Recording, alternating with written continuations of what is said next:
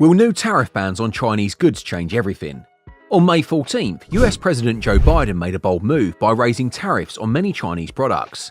These products include electric vehicle batteries, computer chips, and medical supplies. Would the decision impact negatively?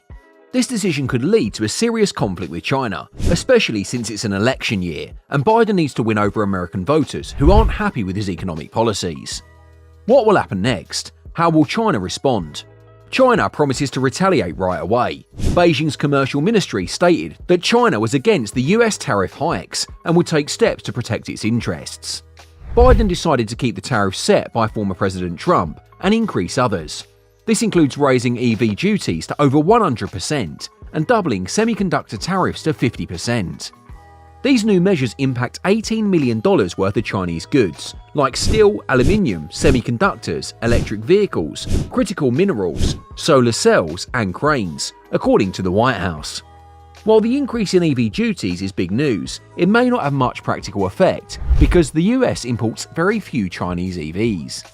In 2023, the United States imported $427 billion worth of goods from China and exported $148 billion to China.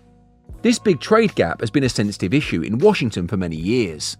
It was stated by US Trade Representative Katherine Tai that the new tariffs were necessary because China was stealing US intellectual property.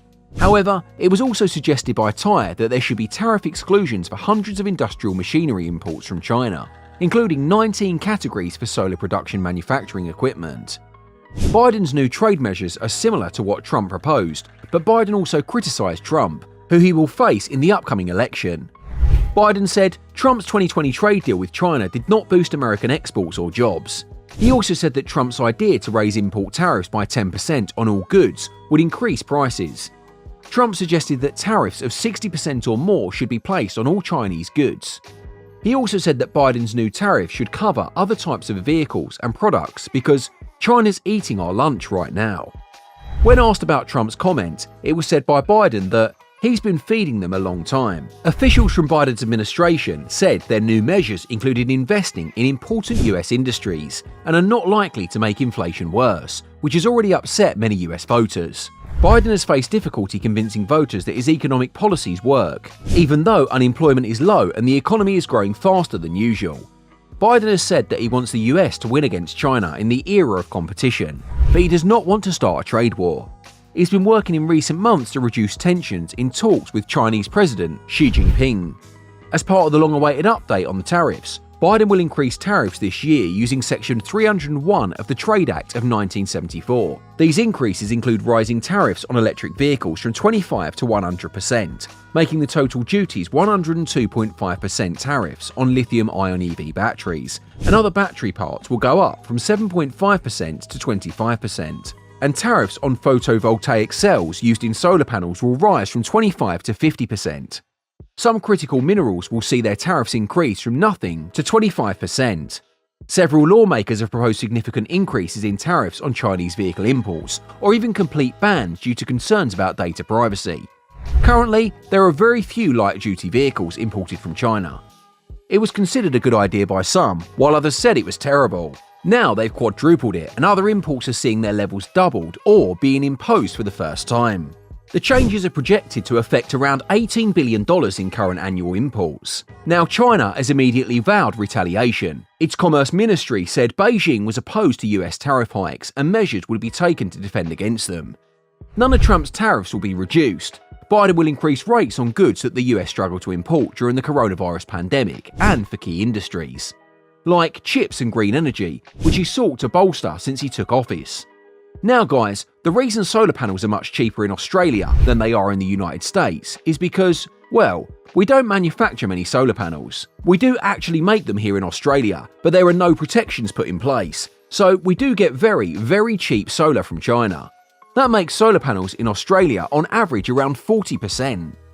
So, there is good and bad to what's happening here.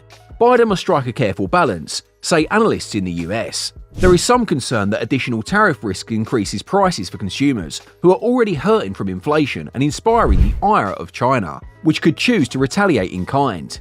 In fact, China is saying it will retaliate and that it's going to retaliate very soon. They could retaliate very harshly. We don't know what exactly that means, but it's nothing to do with war or anything silly like that. However, in terms of tariffs on potential US goods, China could retaliate against American brands that operate in China and build cars there, such as General Motors, Ford, and of course Tesla. They could certainly retaliate against them, but who knows if they will or not. These changes are staggered to take effect from 2024 to 2026 and are the most targeted than the previous 60% flat tariffs. They are combining domestic investments from the Bipartisan Infrastructure Act and the CHIPS Act with the new tariffs to level the playing field with China. Does this level the playing field? Of course, it doesn't. Because these Chinese companies are exporting their products globally, they are operating at much lower cost than the US companies. Their employment costs are much lower and their land ownership costs are much less. They receive massive incentives from the government. They don't have the media constantly criticising them every day. In places like Germany, where protesters are clearly damaging Tesla, the same thing is being done by US journalists who are in a race to the bottom. They'll print anything negative about US EV brands, particularly Tesla, just to get clicks, and this is definitely damaging them. In some cases, the tariffs apply to areas where China only has a small segment of the US market, but they are intended to prevail a potential flood of imports. China is simply too big to play by its own rules, said National Economic Council Director Lee Brainard. China is using the same playbook it has before to power its own growth at the expense of others, by continuing to invest despite excess Chinese capacity. And flooding global markets with exports that are underpriced due to unfair economic practices.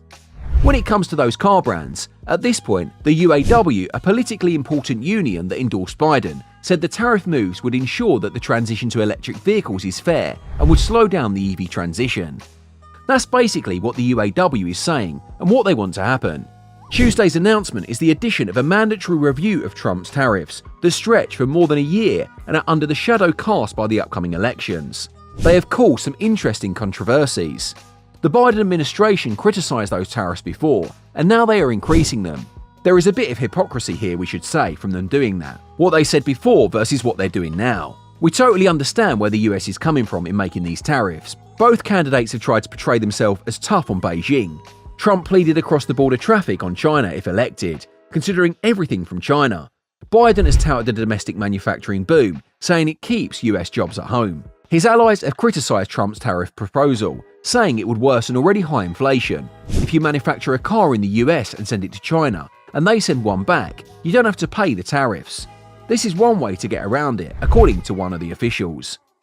Now, whether or not the tariffs are fair or the right way to go, that's another story. Let us know what you think in the comments, and don't forget to like and subscribe. Until next time, see you later. Thanks for watching.